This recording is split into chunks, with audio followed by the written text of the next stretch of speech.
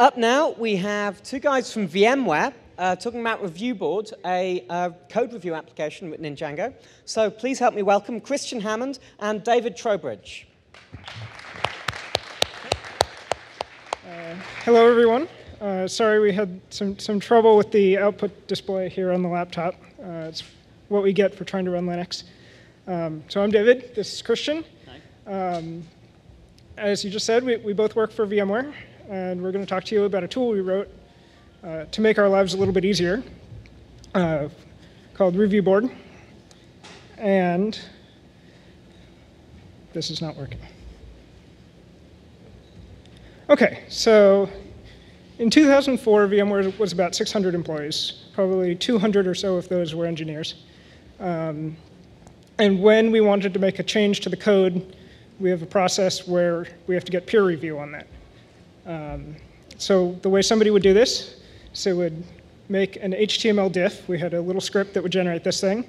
And they would send an email saying, could you look at this? And people would look at it and reply to that via email. And it worked OK. 2007, we had about 5,000 employees. And this was just completely unmanageable. Review requests were getting lost in people's inboxes. We could never quite tell what still needed to be reviewed, what didn't, what people still wanted comments on. And we couldn't handle it. So Christian and I started talking about what could we do to solve this. And that's the result of all this confusion, is Christian was very, very sad. So we started drawing some things. We made a lot of little drawings on the whiteboard that looked something like this, and tried to figure out how could we solve this problem for people with a web app. And now I'd like to just flip over and show you what we came up with.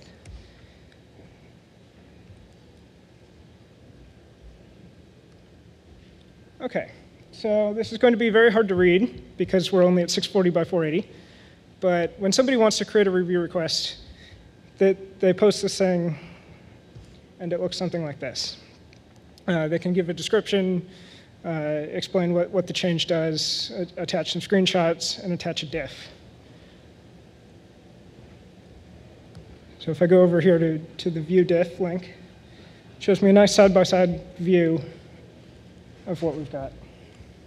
And people can page through this with some keyboard shortcuts that they're used to from our old tools. And when they want to comment on something, they can just go over here, click on a line, and it gives them a little thing to comment on. Many of you have probably seen Guido's video on the internet of his similar tools that he's written, one internal here at Google, one for the public. They work in pretty much the same way. And so I can save a comment here. Hello.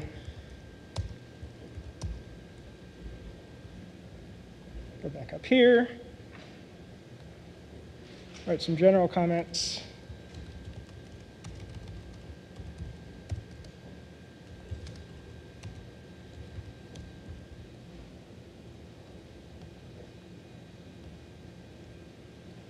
And everything will appear inline here.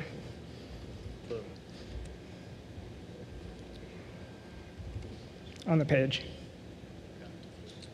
Am I now? I wish I could see this. OK. So yeah. So this is the tool we wrote. And when it started out, it was just Christian and I that were sending review requests back and forth. And pretty soon, more and more people started to use it. And now about 80% of VMware engineering is using this tool. And a lot of other companies and open source projects have picked it up. So the state we're at right now, there are the two of us who are kind of the core developers. We've received patches from 74 different people. Several of those have sent more than one thing, which is pretty incredible. And we have a lot of people actively discussing their own installations and their own problems and how they want to help improve this tool. So one of the things we've run into trying to develop an application, we've run into a lot of problems trying to create something that people can download and install on their own servers and manage. So the first set of these problems is that installation is really, really hard. The biggest thing is probably that server configuration is pretty error prone. There are lots of different environments that people can run Django in. Can use Apache or Lite or FastCGI, mod Python, mod Whiskey, and all of these things have their own quirks and their own challenges when you're trying to configure this. We also have seen a lot of problems with people forgetting to sync DB. Not everybody has developed a Django application, and so they download this thing and they run it and they get an error. And that error just has a Python traceback saying, no database. And of course, nobody ever reads the documentation. Another thing, which I guess people will be discussing later on, is that there's not a good way to migrate data. For us, our development process has been pretty complicated as we try to add features. And we have all these people running out of Subversion who need to update their servers. And anytime there's a migration, things get tricky. The fourth part of installation being hard is that a lot of people don't want to create new subdomains. They just want to install it into a subdirectory in their web server. Django doesn't really help you at all with that. And then just where do you install this application onto the server creates a lot of new challenges. So the second part of building a redistributable application is that settings are pretty hard. Django sort of encourages people to stick stuff in settings.py. And we fairly quickly divided that into settings.py and settingslocal.py. But anytime we wanted to add a little preference for our application, we just stuck it there because we already had this framework. And it turns out that if you want to change something, it's kind of a bummer to have to SSH in, edit it, restart your web server, hope nobody was actually trying to use the site while you were doing this. Yeah. So large applications are always complex. Anything that has a lot of features is going to have a lot of moving parts, a lot of things that can go wrong. Django helps a lot with this because it keeps things relatively well divided and easy to find, but it's still, if somebody's digging in there are a lot of pieces that can break, and most people who are installing this for the first time don't have the expertise to try to fix them. So there are 4 groups of people that we've figured out that we need to make happy. First one is IT guys. And they want to integrate this with their existing environment. They usually have a sort of base installed that they use for everything. I know at VMware, when we want to provision a server for a wiki or some other system, we'll go and IT has specific virtual machine images that they like to use for everything. And they're set up for backups, they're set up for authentication. And for us, writing ReviewBoard, we have to be able to install into these things that IT departments have already created. And especially when updates come along, they want to be able to update it without spending much time on it, which is, again, with migrations can be pretty difficult. The next part is policy deciders. They want to make sure that, if there's a piece of your source code that people aren't supposed to view, they want to have access control for those. They want to get statistics on what people are doing. And they want to really control everything pretty well. The next group of users are actually users. And these people, they just want to see their work. They want to get everything done with a minimum of hassle. And then other developers, of course, want APIs and the ability to hack it if there's something that they want to do. And users are the most vocal group here. IT people will figure out what they want. Developers will figure out what they want. Users complain a lot. And I'm sure you're all familiar with this. So now I'm going to turn it over to Christian to explain a little bit about how we solve some of these problems. All right, so I guess this is working. So ReviewBoard's code base is pretty complicated, and I'm not going to go into all the details of ReviewBoard's code base itself, but I'm going to talk about something that's perhaps a little more interesting to some of you, and it's what we call giblets. Giblets is a Python package we've created for doing really fancy stuff with Django. And there's actually a lot of components in it, but there's 3 primary ones that I'm going to talk about here. The first one is datagrids. So when we first designed ReviewBoard, we had this dashboard that I can kind of show you over here. Sorry, it's really hard to use this thing.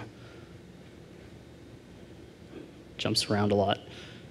All right, so the dashboard is just this kind of grid layout of review requests that you might have directly to, assigned to you or that you have out for other people to review. And at the beginning, this was pretty much just like a generic view that listed stuff in tables. And that was fine for a while, but people started asking us if we could do some additional things, such as displaying new columns with other information. Or they might have told us in some cases, hey, we don't use this column, it's just in our way, can we get rid of it? And there was no good story for this at first, so we came up with this idea for the data grids. And data grids are a really nice little framework for quickly writing one of these types of views. It requires minimal work from the user, or from the developer, and it gives the user a lot of flexibility. So, for example, users can go ahead and customize which columns they want to see. They can rearrange the columns by just clicking and dragging. They can sort the columns. There's pagination, everything. And to get all this, take this data grid you have on the screen, for example. This is the code needed for it. It's very minimal. You just simply define a small data grid class. It's got all the columns you want. Creating your own columns is really easy. And there's a lot of flexibility as far as, what you want to link to where, how you want sorting to work, how things are actually displayed, what the contents are. And it doesn't take any work at all. The dashboard itself is maybe like 40 or 50 lines of code, and that's just listing all the columns that we support and doing a couple of things for saving profiles. One of the nice aspects of data grids is if you have a custom user profile, we actually support saving this state to it. So if the user has made some customizations, say he added a column, he removed some other column, changed the ordering of how his grid looks, it will automatically save in his profile. You don't have to do any work for this. You just have to give a profile name that matches a field in the profile. So it becomes just really easy to implement this in your program. And another aspect, or another large feature that we have in giblets is called the site config framework. Now, as David mentioned, settings.py has some problems. There's downtime associated as soon as you want to go and change a setting. Users have to know that they need to log into the server through SSH or whatever. That's fine for most administrators, but as soon as you start granting admin access to other people, you have to teach them how to log in. Hopefully, when they modify the settings, they won't screw things up. Maybe they don't know Python syntax. And it's generally, it doesn't work too well for large web apps, especially ones that you're distributing to, companies to use. So we developed this thing called site config. And site config is a nice little plugin for your admin UI that basically lets you create lists of settings that you want the user to modify. We actually still use the original settings.py stuff for settings, but we also contain settings inside of a database using a giblets JSON field. And any program can go ahead and provide settings for use in this. It's just key value pairs. The values can be as simple as strings or booleans, or they could be complex arrays of dictionaries of who knows what. It's really easy to go ahead and provide a page for the admin UI. It's actually just a few lines of code, which I'll show you in a second. And the result is something really nice. If I go to the admin UI real quick, the Firefox toolbar keeps popping up. You can see that for ReviewBoard, we have this nice little general settings. It's kind of hard to see. It's maybe that's a little bit better. And you can see that we let them customize what the server domain is. This gets set into the site object. Specify the media URL, the administrator information, whether the site's anonymous access, search, all these things. And when users actually customize this, we write it back to the settings object that's loaded into the Django, into the process. So users don't ever have to modify settings.py. They don't have to deal with permissions. They don't have to deal with any of this stuff. They can have whatever values are in there as their defaults. And when the program using site-config first runs, it will pull that information in and use the information as defaults, save things in the database. As soon as users go and customize things, it gets populated back into that object. And it's really quite easy. So take this this page, for instance. You have the mail server, port, username, password, and this is the code to generate it.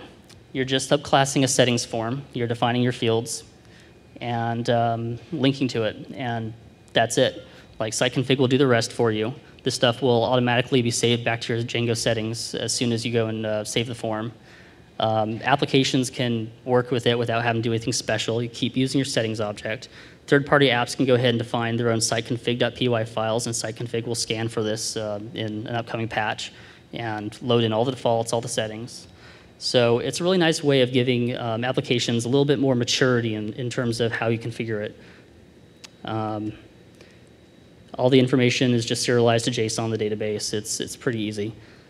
And one other large thing I want to talk about is the Web API framework. Early on in ReviewBoard, we kind of decided, this thing really needs to be able to have an API. We need applications to talk to it. We had the thing out in the public for maybe a few months before people started saying, hey, can we write IDE plugins for it? And so we took some of the hacky code that we had to kind of return HTML templates for display in the web UI and stuff. And we wrote a really nice little web API abstraction. It outputs JSON as a result. Later on, there's going to be XML support, and it's going to come for free. No code will have to be modified. We have serializers for encoding your own object. Say you've got like your custom model that you want to return from some request. You're just simply subclassing an object, returning a dictionary of key value pairs, and that's that. Web API will handle the serialization to JSON or XML for you. And it just has some simple decorators and response types, which I will show you here. So here's an example. This is a small JSON handler for returning a user. You can see here that we have this URL defined to link to this user view. And the user view just grabs an object and returns a response, depending on whether it exists or not. That code's actually wrong. It should be checking if it's a 404, but you see in the first conditional there, we're returning a user in a dictionary. Well, we have a serializer that's defined, which encodes that user. And this comes for free. You don't have to go and write anything for most of the standard Django types. But there's definitely times when you'd want to write these. And since they do nest, you don't have to worry about writing one that encompasses all the third-party apps you might be using or whatever. You can write one per each. And it's pretty easy. So there's actually a bunch of other nice little utilities that we have in Giblets. We have this util framework that has all kinds of fancy decorators and template tags and all kinds of things. One thing we discovered early on is that we were writing a lot of code to define template tags, and it produced really long files, and we felt there's no reason to do this. Django provided the simple tag, which was nice, but didn't take context. There was nothing for doing like block tags. So we went ahead and wrote one, and now all you do is you define a small function, give it the block tag decorator, it takes in the context, the node list, etc., and outputs the result. We managed to get a lot of boilerplate down to just a few lines of code. So that's one thing that's definitely been useful in developing this application. We have some stuff for caching. One common operation that we do in ReviewBoard, because we cache a lot, is to call a function and cache the result of that. And we didn't want to have like a bunch of if statements to figure out if something was in the cache and then calling the function and then caching it. So we have a nice little cache memorize feature or function that does this all for us. We have a number of template tags for working with email, automatic quoting, various forms for like replying and condensing template tags down, so there's minimal white space in emails. What else? There's stuff for like image cropping and thumbnailing, which everyone already does anyway. Caching is actually very important in ReviewBoard. Every time you do a page request to something like a review request, if it's not in the cache, we have to go and talk to the repository, download the files, generate a diff, and these are all like really long operations. A previous talk was talking about 3 seconds for a page. We will take longer than that if the repository is going slow, and there's nothing we can do about that. So aggressive caching is really the only huge solution in this case. You want it to be temporary as well, because like in the case of the VMware ReviewBoard server, we have something like 8 Perforce repositories going with thousands of users using it per day. So caching everything would either use up the database or use up the file system quite quickly, or if we didn't have it, well, no one would be able to use ReviewBoard. So that's kind of like the basics of giblets. I encourage people to check it out. I've actually got on my website, chipx86.com, a whole blog series on using giblets in various forms. I only covered the very minimal code samples here, but there's a lot you can do with site config and with datagrids that really make designing large applications a lot easier. And I guess that's that for giblets. So I think we're kind of under, but is there any questions?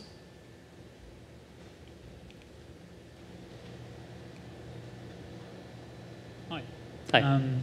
I've got a few questions, so I'll be quick. First, congratulations on ReviewBoard and giblets. Mostly, I think it's really cool. I'm probably going to use all that stuff, so that's cool. What are the licenses for giblets and ReviewBoard? Both are under the MIT license.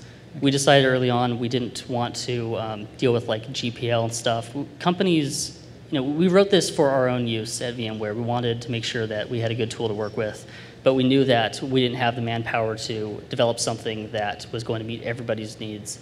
And not everyone would want to contribute back. They might have integration with their servers that are specific to them. So early on we decided, let's make it as unrestricted as possible. Okay. Also, first, I've seen on the diagram you've got support for Git, Perf, Subversion, CVS. Yes. Maybe. Are you going to support Bazaar, or do you welcome contributions? We definitely will if anyone wants to help write support for that. Writing support for these things is actually not that hard. The biggest challenge is most code repository tools will generate diffs that aren't useful for code review because they don't contain revision information or they don't handle renames correctly or a variety of things. So we have like a lot of processing of the diffs that we do in a tool called post review. That's actually a tool that we developed for posting review requests automatically to the ReviewBoard server and does a lot of work for you.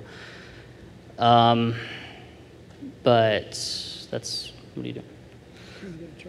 Okay, Control-T. So, but yes, so writing support for one of these tools is not that difficult. And we're accepting patches for any tool that people want to write. Someone's working on ClearCase right now. Somebody's working on Monotone. I know people have talked about Bazaar, but I don't know if anyone's actually doing it right now. All right, okay.